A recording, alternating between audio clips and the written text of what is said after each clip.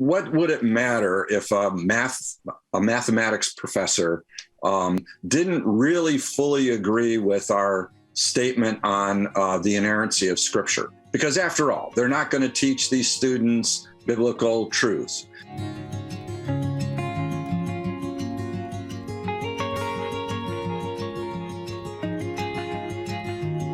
One of the things you and I talked about on our call a year ago were some of the steps that you took in cooperation with the president at Biola, who at that time was Dr. Clyde Cook. And he was the president when I was a student there as well. You guys really took some critical steps when you were hiring faculty. And I would love if you would just kind of walk us through what some of those steps were that you went through to help vet your candidates to make sure that they were truly embracing the mission, vision, and values of Biola and trying to ensure biblical fidelity. Yeah, I'll be happy to. I really think that it takes diligence, it takes courage, and it takes a commitment to maintain the biblical faithfulness of the individuals that you hire. And it all begins with a solid process. And that included a series of steps that generally began at the department level, and then went through a vetting process with the deans. And then from there, and this was unusual, I think, among Christian higher education, every candidate and their spouse were interviewed by Dr. Cook and me. And we then had the distinct advantage of seeing every potential faculty member, everyone who had applied and had gone through the vetting process. Now, that included, for example, individual comments about particular elements of the statement of faith at Biola. So then every individual had to respond in their own words to each and every article of faith that Biola held at that time. And then that statement of faith was reviewed, and the individual was interviewed by a member from the theology faculty. Now, that sounds to some people a bit intrusive. And I have to tell you, for some people it was. There were some on the faculty that thought the theology faculty got to be gatekeepers.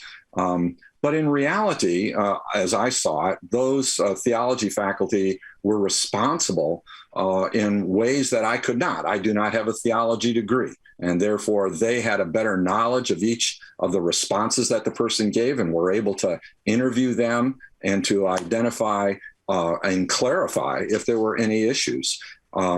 It was just such an important step so that I could have confidence when that person came to before me and came before Dr. Cook together.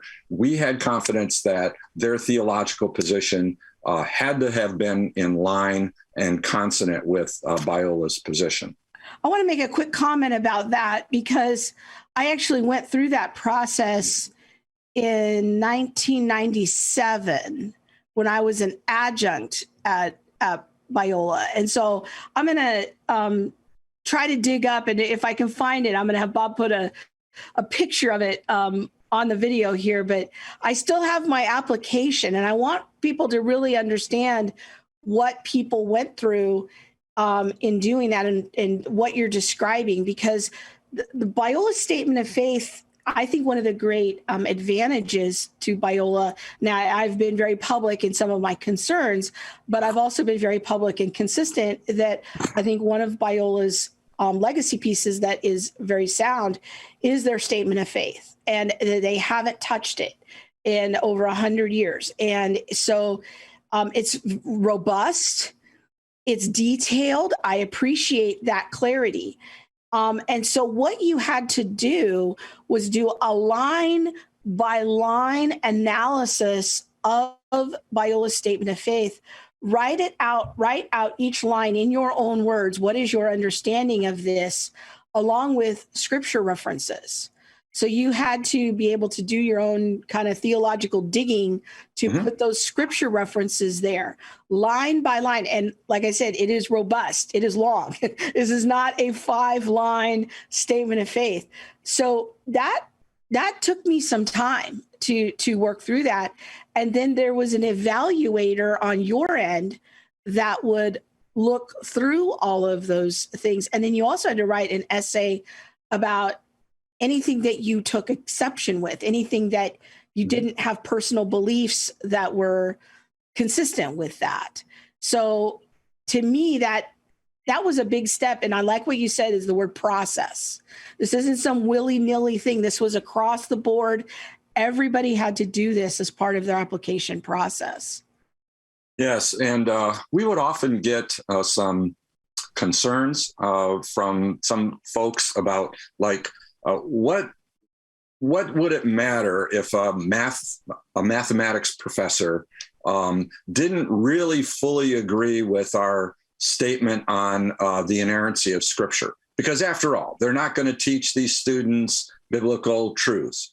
But the reality is that's a fundamental concept on how individuals build their Christian worldview. And that worldview is what comes out in the classroom, because we all know that faculty in a classroom are not just teaching the discipline. They teach aspects of Christian honesty and character and integrity. They really help shape a person's worldview. Our mathematics professors at Biola also linked biblical concepts into teaching their units on everything from algebra to calculus. And I just admired that so much, because then the students saw God's plan in mathematics throughout all of world history, not just because some person put together some formulas and they needed to learn those things.